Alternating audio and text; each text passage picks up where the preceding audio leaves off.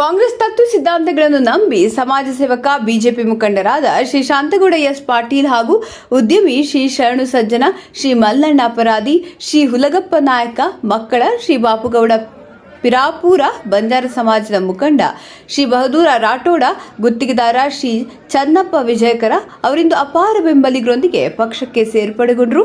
ಅವರನ್ನು ಹೃದಯಪೂರ್ವಕವಾಗಿ ಕೆಪಿಸಿಸಿ ರಾಜ್ಯಾಧ್ಯಕ್ಷ ಡಿಕೆ ಶಿವಕುಮಾರ್ ಅವರನ್ನು ಸ್ವಾಗತಿಸಿ ಮುಂದೆ ರಾಜಕೀಯ ಜೀವನ ಚೆನ್ನಾಗಿರಲಿ ಎಂದು ಹಾರೈಸಿದರು.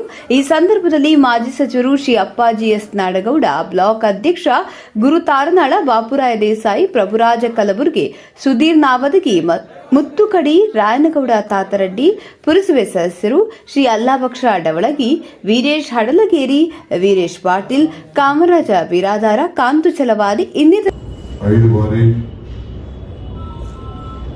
ವಿಧಾನಸಭೆಗೆ ಪ್ರವೇಶವನ್ನ ಮಾಡಿದ್ದಾರೆ.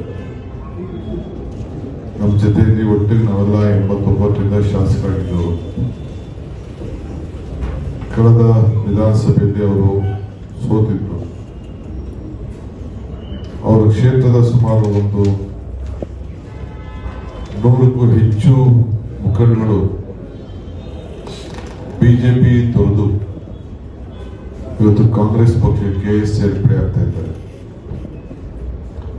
ಹಾಲಿ ಶಾಸಕರಾದಂಥ ನರಹಳ್ಳಿ ಪಾಟೀಲ್ ಅವರ ಸಹೋದರ ಅವರು ಕೂಡ ಅವರ ಆಡಳಿತದ ಬಗ್ಗೆ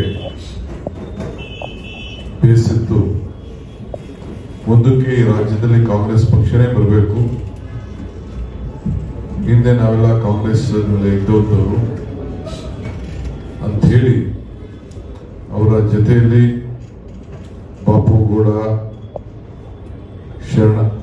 ಶರಣ ಸಜ್ಜನ್, ಮಲಗಪ್ಪ ನಾಯಕ್, ಮಲ್ಲಣ್ಣ ಅಪರಾಧಿ, ಬಹದ್ದೂರ್ ರಾಥೋಡ್, ಬಂಜಾರ ಸಮಾಜದ ಅಧ್ಯಕ್ಷರು ಚೆನ್ ವಿಜಯಕರ್, ವೀರೇಶ್ ಅಗ್ಲಿ, ಪುರಸಭೆ ಸದಸ್ಯರು ಆನಂದ್ ಪೂಜಾರಿ, ಸಂಗಪ್ಪ ಭಜಂತ್ರಿ, ತಮ್ಮಣ್ಣ, ಹೀಗೆ